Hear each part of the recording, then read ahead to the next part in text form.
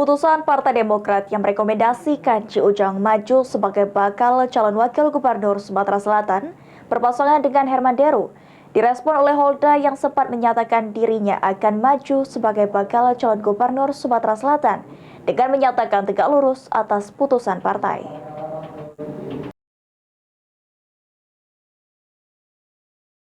Sempat digadang-gadang akan maju sebagai bakal calon gubernur Sumatera Selatan, Holda tidak dapat mencalonkan diri karena DPP Partai Demokrat mengeluarkan rekomendasi kepada Ci Ujang untuk maju sebagai bakal calon wakil gubernur Sumatera Selatan, mendampingi dengan Herman Deru di pilkada mendatang.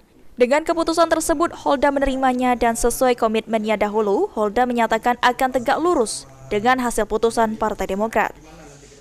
Kalau sudah organisasi partai, wajib hukumnya untuk mendukung Bapak Herman Deru dan Bapak Ci Ujang, apalagi Bapak Ci Ujang adalah ketua DPD yang diberikan mandat untuk menjadi calon.